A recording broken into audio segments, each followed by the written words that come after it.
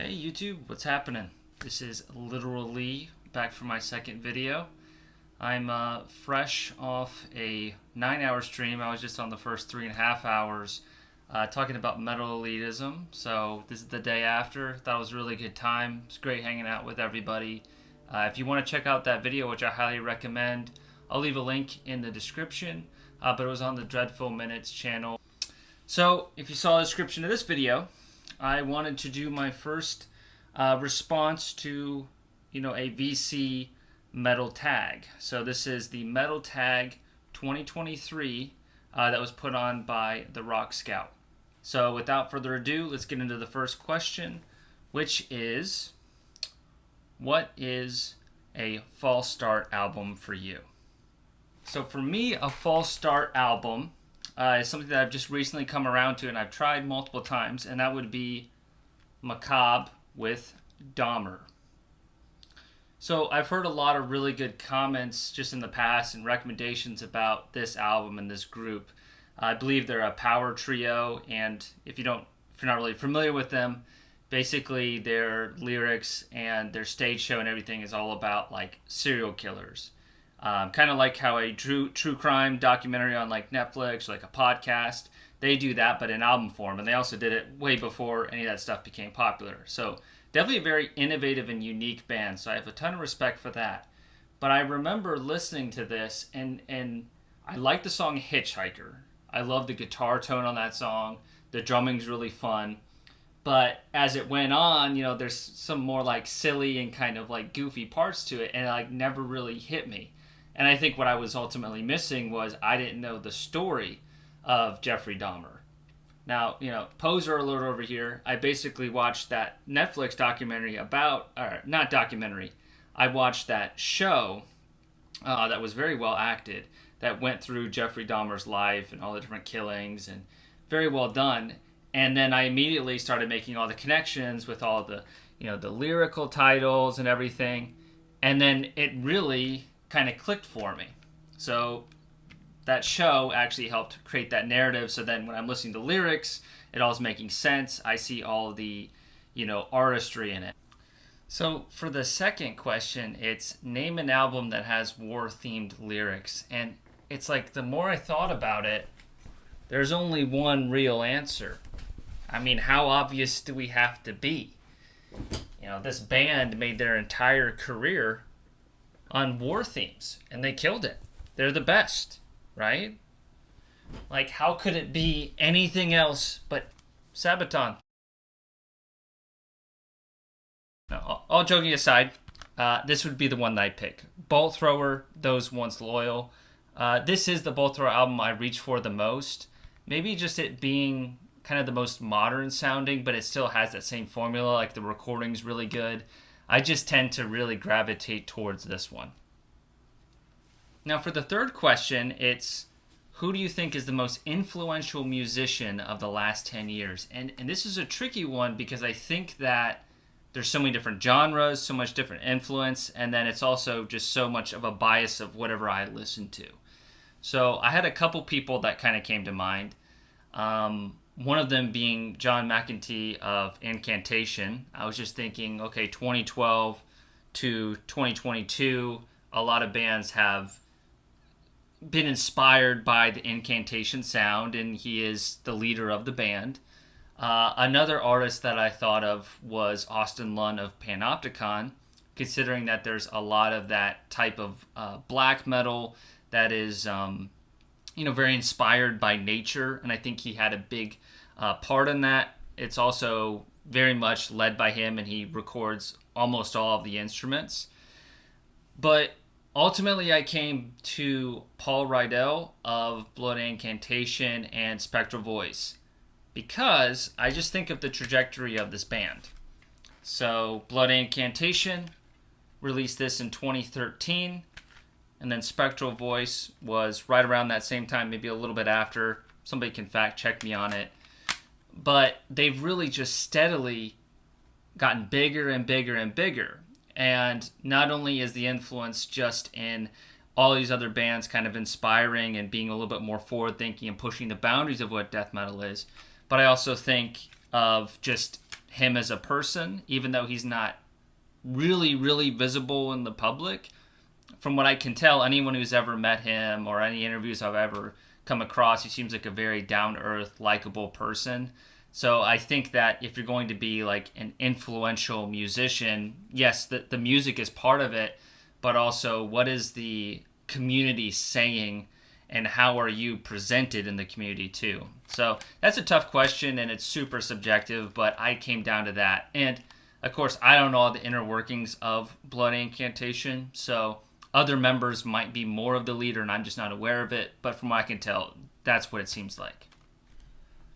So a band that's on my 2C list, that is question number 4. Name a band that's on your 2C list. I came up with Chornabog. So if you guys remember this album, really good presentation by I Voidhanger here. From what I recall, it is a basically one-man project, and he spent many years crafting this album, and you can tell. And Chornabog was slated to play in Atlanta for the Mass Destruction Fest, but unfortunately it fell through. But I was definitely very stoked to see how this would translate into a live setting. Chornabog also did a split in 2022 right at the end with Abyssal. If you guys haven't checked out this, really cool. Nice packaging. Love the album artwork by Adam Burke.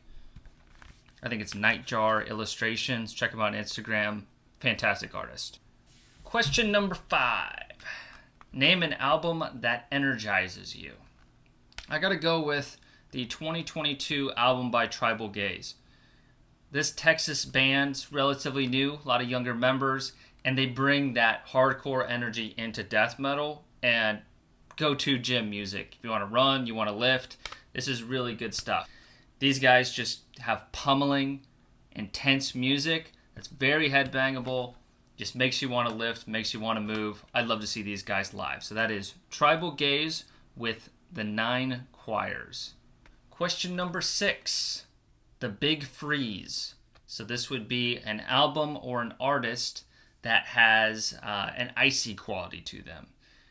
There's a lot of choices with this one. I was thinking, Immortal, Blizzard Beast, things of that nature. Also Heavy Load, Death or Glory, dude fighting a polar bear. I mean, how badass is that?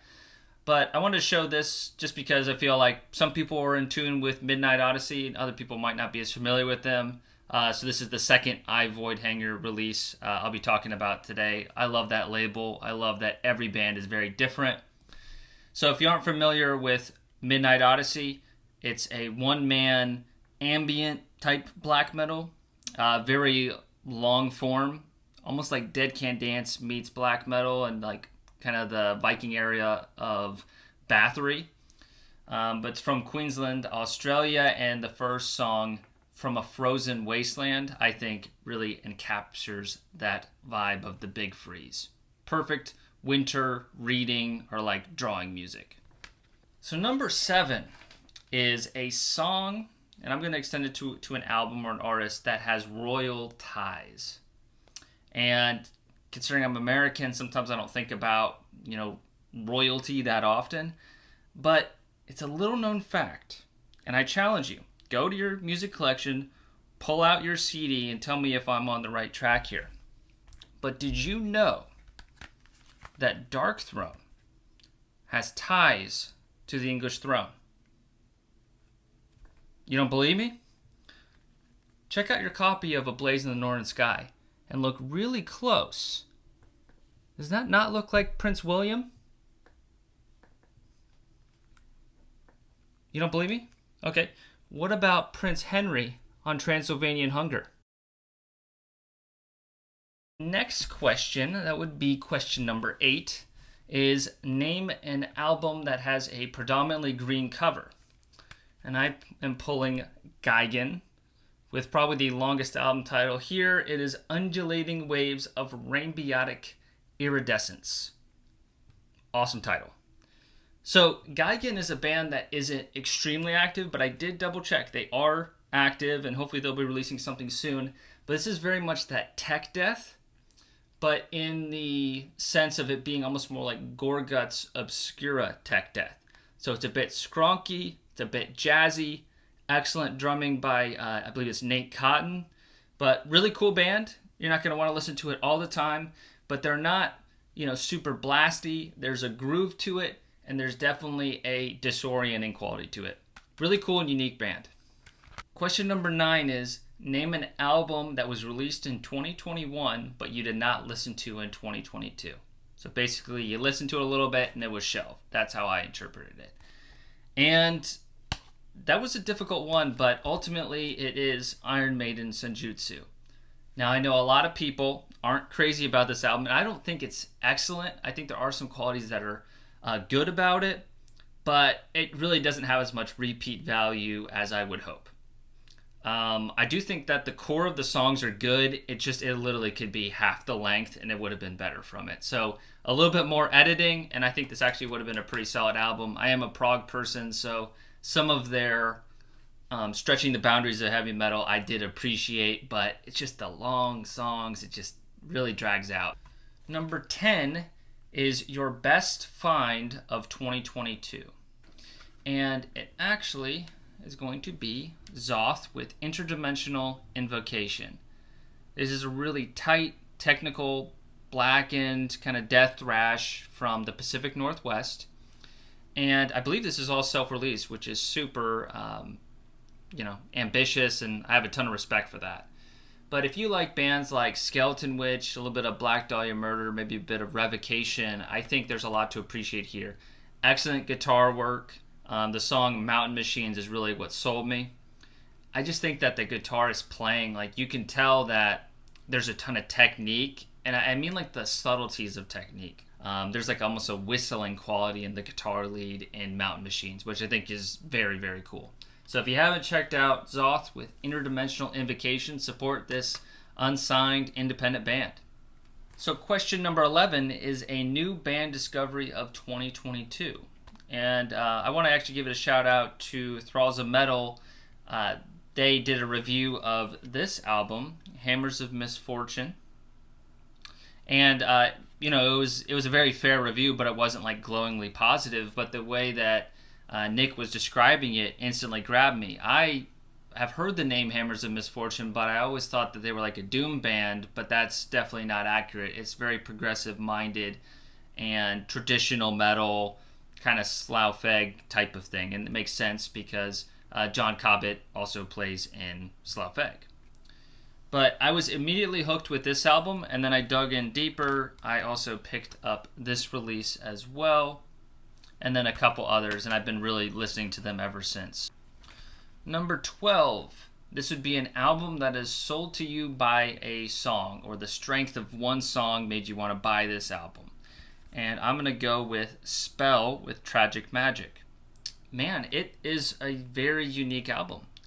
You got a little bit of The Ghost, a little bit of Blue Oyster Cult, a little bit of Rush. And I just really liked how they blend it all together, and they sound very much like themselves. So if you like bands like Unto Others or the Sonya record that came out last year, this is definitely be up your alley. And the song specifically that sold me was the song Ultraviolet, track number 2.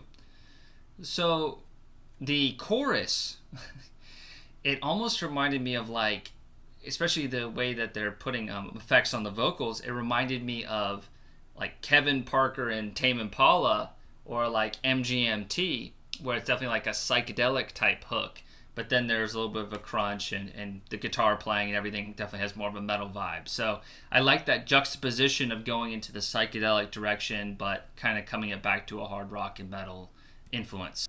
Really good album. I've been jamming it a lot. Question number 13 is, what is your most anticipated album of 2023? And thankfully, I really don't have to wait very long, because in February, Sanguisugabogg is going to be releasing their new album, Homicidal Ecstasy, and I could not be more pumped. I know this band gets hyped a lot, but I do think that they are one of the hardest working bands out there. I think they're unique, they're brutal, they're also accessible. They bring that hardcore into death metal, but it's also a brutal death. And I love the drumming. Cody Davidson is such an underrated and unique drummer, and it's exactly what death metal needs right now in terms of a new drumming flavor. I will be posting something on my Instagram. If I haven't already, it will be very soon, and it's just a art piece that I worked on Literal Lee. That's my Instagram tag. But essentially, it's a painting that I did that was inspired by their new album.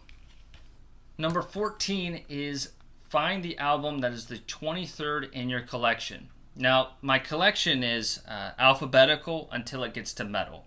So metal basically starts over with A to Z. Specifically that side, and then this side is mostly non-metal. So I just went from the metal side, and the 23rd album is Alchemy of Flesh, and the album's name is Ageless Abominations. I had to double check that. Artwork actually done by Mike Browning of Nocturnus. It's kind of got that like Doom PS2 graphics quality. I dig it. I dig it a lot, actually. So this is a one-person death metal project that definitely takes a lot of inspiration from Morbid Angel. It's almost like a tribute. And his name's Tim Rowland. He's based out of Athens, Georgia. I used to live in Athens, so I got a ton of pride for that city. He also is in Hole Dweller, which is like a synth and like kind of dungeon synth type project. But this album has a charm to it with that like self-produced quality, but I think it really works in its favor. Yeah, if you want just like a really slab of that kind of Gateways of Annihilation era Morbid Angel, this is perfect. Love this album. So question number 15 is, what is the last album that went into your collection? And that would be Suppression. So this is a Chilean death metal band. This is on Unspeakable Acts and Dark Descent. I got tipped off about these guys from just other people talking really good things about Unspeakable Acts, Ground Zero Salem, Dark Path, and this album artwork's done by Paul Giraldi. And this is a little bit different than what he normally does with an up-close face. But essentially, if you like things like Cannibal Corpse and Cryptopsy, especially like the bass work reminds me of Cryptopsy, but with a more Martin Van Drunen of Asphyx vocal, I think this is way up your alley. And I wouldn't say that it's not original as much as it's not reinventing the wheel. They do sound like their own band, and definitely check them out. The album is The Sorrow of Soul Through Flesh. Sorry for the glare. Number 16 is a random pull from your collection. So to do this one, I extended both into my non-metal collection and my metal, and I basically just closed my eyes and just picked something right off the shelf. And what I got is actually one of my favorite albums. It is Todd Rundgren with A Wizard, a True Star. So, for those who aren't familiar, an awesome album artwork, by the way. Todd Rundgren is a producer and songwriter who had a lot of hits. He had an album called Something Anything. Hello, It's Me was one of the songs. But this album is very experimental and psychedelic. Basically divided into different tracks, but it plays all the way through, and it's his basically LSD influenced album from what I could tell. And he basically had access to a whole recording studio and made it his own instrument. So you can like some periods and some qualities of Todd Rundgren's music, but then also really prefer his more experimental stuff. So I love that it's a artist that has a pop sensibility, yet can really do just about everything, and he's a brilliant guy. Number 17 is an artist that you discovered through social media. This one's a little bit tricky because I feel like in some way I find almost all my artists through social media, and I'm just going to, for the sake of argument, I'm going to say that YouTube is a form of social media. And an artist that I'd heard the name before, but I never checked out, is Nurse with Wound. So I got tipped off on this band from an interview that Jeff from Gas Masks and Hand Grenades did with Don Anderson of Agalloch. Don was talking about how they really derived a lot of their inspiration from bands like Current 93 and Nurse with Wound and Coil in terms of making Agalloch their own unique black metal experience. So immediately I was trying to find an album to check out, and then I was immediately overwhelmed because Nurse with Wound has like 30, maybe even 40 albums. So I just kind of did a little bit of searching, like what's a good starting point, and this compilation, Sugarfish Drink, covers a lot of different areas. So to describe this is very difficult, but I see it as very textural, recording studio as an instrument type music, a little bit of like found sounds, and it's really just forward-thinking stuff. Like if you like avant-garde or ambient music, but it's not really abrasive or in your face, I think this is a good album to check out. And yeah, I'm kind of at loss of words to know how to describe it really well. But I do really like it. Makes me think, makes me consider what music truly is. So awesome stuff. I'll be digging in deeper. Number 18 is a question that says, where do you see your collection going in the next 5 years? And I'll tell you, the answer I'll give and the answer my wife will give will be completely different things. I do think eventually I need to trim down, even though it's hard for me to let go of some stuff that I do like but I don't listen to a lot. I think ultimately I need a bigger place because I'm running out of a little bit of room. But I do think I'm going to be a little more selective with the death metal and black metal stuff that I pick up. I say that, but we'll see. And I will be trying to find stuff of the past that's non-metal primarily to fill out my collection, because I do spend about 50% of my time listening to metal and then other genres. So right now I'm about like 1,700 CDs. I don't have a really exact number. 5 years, if I keep it the same track I'm going, I'll probably be at like 2,200 or so. Number 19 is a new release that you didn't check out based on price alone. And for me, it's the new Porcupine Tree album, which I did listen to and I did enjoy. But when I was looking to purchase it, at least around the time of its release, and I'm sure things have changed now, but I could only import it from the UK. So the CD's price was $15, but then the UK import would have brought the whole CD to being about like $28. And at the time, I just didn't want to pay for it for that amount of price. And the final question is, name an album that basically has like a stinker track, or a song that kind of ruins the album experience. And I kind of immediately came to this one.